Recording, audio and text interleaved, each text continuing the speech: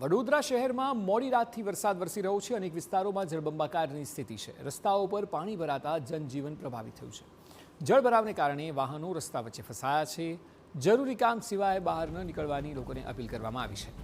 દિવસ દરમિયાન 5 ઇંચથી વધુ વરસાદની આજે આગાહી છે અને એટલા માટે પ્રશાસન દ્વારા ગમચેતીના ભાગરૂપે લોકોને જરૂર સિવાય બહાર ન નીકળવા માટે પણ અપીલ કરી છે.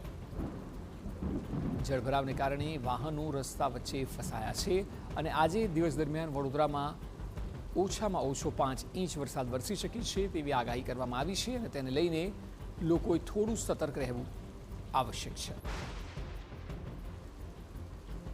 અનેક વિસ્તારો એવા છે કે જ્યાં જળબંબાકારની સ્થિતિ છે કારણ કે ધોધમાર વરસાદ જે પ્રકારે આગાહી હતી, કારણ કે મધ્ય ગુજરાતને સૌથી વધુ અસર કરતો આ વરસાદ હતો અને તેમાં વડોદરામાં તેની શરૂઆત થઈ ગઈ છે. દિવસ જેમ જેમ આગળ વધશે તેમ અમદાવાદમાં પણ આ સ્થિતિ જોવા મળે તેવી આગાહી છે અને અમદાવાદ, આણંદ, ખેડા, નડિયાદ આ મધ્ય ગુજરાતના વિસ્તારોમાં વરસાદ આજના દિવસ દરમિયાન વરસશે. પરંતુ આજે વડોદરાના દ્રશ્યો કે જ્યાં મોડી રાતથી જ વરસાદની શરૂઆત થઈ હતી અને વહેલી સવારે પણ સારી એવી માત્રામાં વરસાદ વરસ્યો, જેને લીધે આપ જુઓ વાહન પણ લોકોના બંધ પડી રહ્યા છે. ગાડી જે પાછળ આવી રહી છે કેટલા પાણી ભરાયા હશે કે એની હેડલાઇટ સુધી દેખાતી નથી. એટલે એ અલગ અલગ વિસ્તારોની સ્થિતિ છે કે જ્યાં જળ ભરાવને લીધે અનેક વાહનો રસ્તા વચ્ચે ફસાયા હોય તેવું દેખાઈ રહ્યું છે.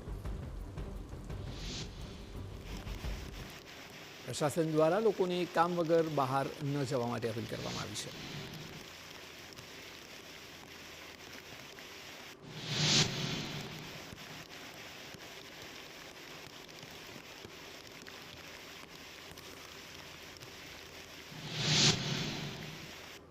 પાણી ભરાતા જનજીવન પ્રભાવિત થયું છે એટલા માટે કારણ કે શહેરના મુખ્ય માર્ગો પાણીમાં ગરકાવ થયા છે અને આમ તો આગાહી હતી એ મુજબની જ સ્થિતિ છે.